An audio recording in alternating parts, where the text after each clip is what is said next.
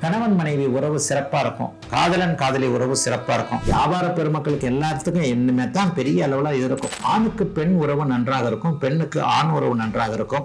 ஆண் பெண் தோழியர் மூலமாக நல்லவைகள் நடக்கக்கூடிய அமைப்பு. தொட்டது தொடங்கக்கூடிய மாதம்னு கண்டிப்பா சொல்லுவேன். மாதம் முழுவதும் குரு பகவான் உங்களுடைய ராசியை பார்த்து கொண்டிருக்கிறார். உலகம் முழுக்க பரவி இருக்கும் ரெட்ரோ ஆன்மீகம் நேயர்கள் அனைவருக்கும் இனிய நல்வாழ்த்துக்கள். எல்லோரும் நன்றாக இருப்பீர்கள். இதோ மாசி மாதம் பிறக்க போகிறது. தை பிறந்தால் வழி பிறக்கும்னு சொன்னாங்க. தை மாசம் ஏதோ கொஞ்சம் வழி பிறந்த மாதிரி தான் இருக்குது.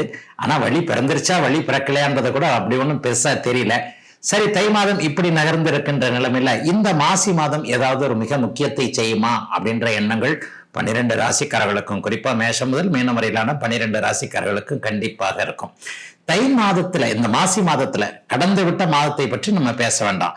இப்போது வரப்போகின்ற இந்த மாசி மாதத்துல ஏதாவது சிறப்பான அமைப்புகள் கிரகங்கள்ல இருக்கா அப்படின்னு பாத்தீங்கன்னா, என்ன, சூரியன் எப்பவுமே தன்னுடைய வீட்டை தானே பார்க்கக்கூடிய ஒரு அமைப்புல இருப்பார். இதுல என்ன ஒண்ணு, சூரியன், புதன், சுக்கிரன், ராகு, செவ்வாய்னு ஒரு 4-5 கிரகங்கள் மாசி மாசத்துல ஒன்னா கூடும்.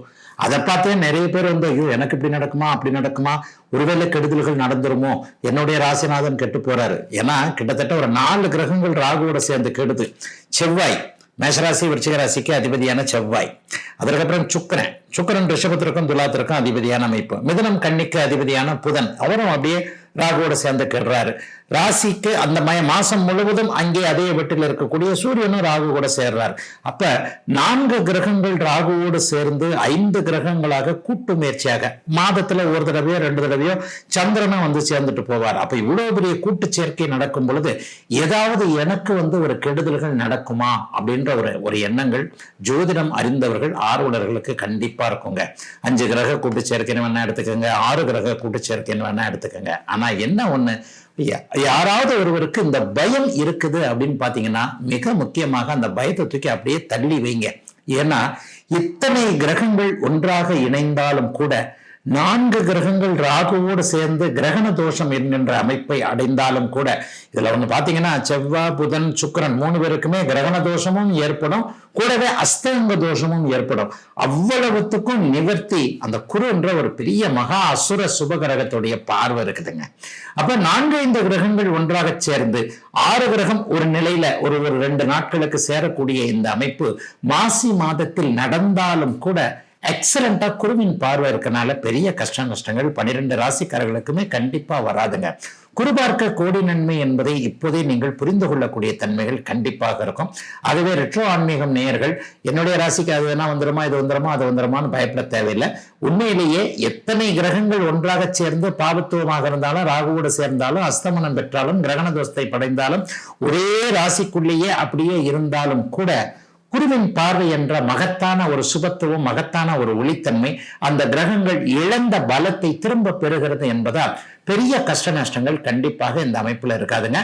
இப்போது தனித்தனியாக 12 ராசிக்காரர்களுக்கு, மேஷம் முதல் மீனம் வரையிலான இந்த 12 ராசிக்காரர்களுக்கு எப்படிப்பட்ட பலன்கள் கண்டிப்பாக இருக்கும் அப்படிங்கிறத இப்போது பார்த்துடலாங்க. கும்பராசிக்காரர்களுக்கு ராசியிலே 5 கிரகம் 6 கிரகம் ஒன்னா கூடுது. நல்ல வேலை, இதுல எதனா நெகட்டிவ் நடந்துருமா? அப்படிலாம் நடக்காதுங்க. குருவின் பார்வையில் 5 கிரகங்கள் ஒன்று கூடுறது நல்லதுதான். 7ஆம் அதிபதி மாசம் முழுவதும் ராசியிலே இருக்கிறார். 10ஆம் அதிபதியும் மாதத்தின் பிற்பகுதியில ராசியிலே 7 பத்துக்குடையவர்கள் ஒன்றாக கூடுவது மிகப்பெரிய ஒரு மேன்மை. கணவன் மனைவி உறவு சிறப்பா இருக்கும், காதலன் காதலி உறவு சிறப்பா இருக்கும். ஏற்கனவே பிரேக்கப் ஆகி போன காதல்லாம் திரும்ப வரவே வராது. ஜென்மச்சனியில பிரேக்கப் ஆகி போன காதல் போன்ற உறவுகள், நட்பு போன்ற உறவுகள் திரும்ப கிடைக்கவே கிடைக்காது. ஆனா அதுக்கு பதிலா புதிய காதல், மேன்மை மிகுந்த காதல், நல்ல காதல், உள்ளத்திற்கு சாந்தப்படுத்தக்கூடிய, மனசு சந்தோஷப்படுத்தக்கூடிய அமைப்புல இருக்கக்கூடிய நல்ல காதல் இந்த மாசம் கிடைக்கும். ஆக இளைஞர்களுக்கு காதல் வரக்கூடிய மாதமாக 7ஆம் அதிபதி குருவின் பார்வையிலிருந்து ராசியிலே இருக்கக்கூடிய சுக்கிரனோடு இருக்கக்கூடிய நல்ல மாதமாக இந்த மாதம் நல்லா இருக்குங்க. ஆணுக்கு பெண் உறவு நன்றாக இருக்கும், பெண்ணுக்கு ஆண் உறவு நன்றாக இருக்கும். ஆண் பெண் தோழியர் மூலமாக நல்லவைகள் நடக்கக்கூடிய அமைப்பு. ஒரு அலுவலகத்துல வேலை செய்யக்கூடிய எல்லாருக்குமே கொஞ்சம் ஒரு மாதிரியாக விட்டு கொடுத்து போகக்கூடிய தன்மைகள். தொழிலாளர் பெருமக்களுக்கு இதுவரைக்கும் இல்லாத அளவிற்கு முன்னேற்றங்கள் இருக்கக்கூடிய அமைப்பு. வியாபார பெருமக்களுக்கு எல்லாத்துக்கும் இனிமே தான் பெரிய அளவுல இருக்கும். ஐயா வியாபாரம்லாம் எங்கேயோ போயிடுச்சுங்க, முன்ன மாதிரிலாம் வியாபாரம் கிடையாது. ஆமா, உலகத்தை நீங்கள் புரிந்து கொள்ளவில்லை என்பதுதான் அர்த்தம். கடையை தேடி ஆளுங்க வந்து சரக்கு வாங்கினது போக இன்னைக்கு கடையை தூக்கிக்கிட்டு நீங்க வீட்டுக்கு போகக்கூடிய நிலைமைகள் வியாபார பெருமக்களுக்கு வந்திருக்குன்றதுதான் உண்மை. ஆக கும்பராசிக்கார வியாபார பெருமக்கள் எல்லாமே உலகத்தோடு ஒன்றி எப்படி போவது என்பதில் கொஞ்சம் நல்ல விதமாக இருந்து அதன் மூலமாக கும்பராசிக்காரர்களுக்கு இப்போது மேன்மைகள் இருக்கக்கூடிய தன்மைகள் இருக்குங்க. தொட்டது துலங்கக்கூடிய மாதம்னு கண்டிப்பா சொல்லுவேன். மாதம் முழுவதும் குரு பகவான் உங்களுடைய ராசியை பார்த்து கொண்டிருக்கிறார். கணவன் மனைவி உறவு ஏற்கனவே பிரிஞ்சிருக்கின்ற, அதாவது ஒரு நிலையில சுப பிரிவாக மனைவி ஒரு இடத்துல வேலை செய்யறாங்க, நான் ஒரு இடத்துல வேலை செய்யறேன், எப்ப சேர்றதுன்னு தெரியல, சேர போறீங்க. வெளிநாடு வெளிமாநிலத்தில் இருக்கக்கூடியவர்கள் எல்லாருக்குமே அங்கேயே இருந்தது போறோம், டக்குன்னு இங்க திரும்பி வந்துருவோம் என்கின்ற மாதிரியாக கும்பராசிக்காரர்களுக்கு குடும்பத்தோடு ஒன்றிணைய வேண்டும் என்கின்ற ஆசை ஆர்வங்கள் இருக்கக்கூடிய தன்மைகள் உண்டு. மதிப்பு மரியாதைகள் நல்லா இருக்கும். கடங்காரன் நம்மளை திட்டினது போக நம்ம கடங்காரனா யோ இரியா தரவும்ல அப்படின்ற மாதிரியாக நம்மளே கொஞ்சம் தைரியமா பேசக்கூடிய அமைப்புகள் உண்டு. தொழிலாளர் பெருமக்கள் எல்லோருக்குமே உதவிகள் கண்டிப்பாக இதுல இருந்து நிர்வாகத்திடமிருந்து கண்டிப்பாக கிடைக்கும்.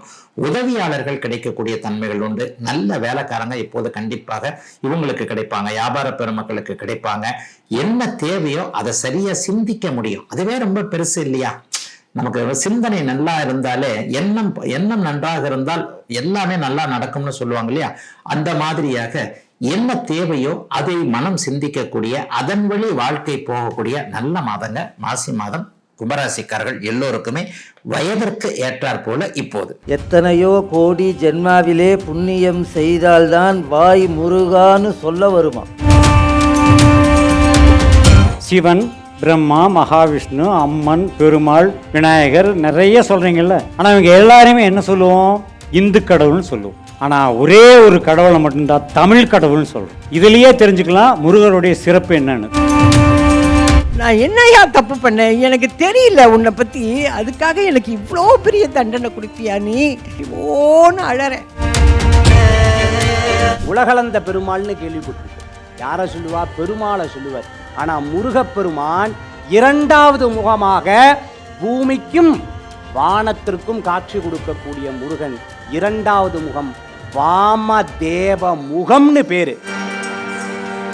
உங்களுக்கு ஒரு கஷ்டம் வந்துருச்சு, என்ன பண்ணுவீங்க? முருகன்னா சொல்லுவீங்க, ஐயோ முருகா என்னை எப்ப காப்பாத்துவ? எனக்கு யாசகம் போட்டுட்டு போனாங்க. நான் யாசகம் வாங்க போன இடத்துல உட்கார்ந்தேன்னு கூட எனக்கு தெரியாது. அதாவது சொல்லுவாங்க, செவ்வாய் வெறுவாய் அல்ல, முருகனை நினைத்தால். முருகா என்ற ஒத்த சொல்லுக்கு, அந்த ஒத்த மந்திரத்திற்கு அங்க வருவாய் மட்டுமே இருக்கும். வரம்பில்லாத அருளை தருபவன் முருகன். அப்ப எதிரியான அந்த சூரபதுமனையே தன்னோடு வைத்துக் கொள்ளும் முருகப்பெருமான் நமக்கு எதை தர மாட்டான்?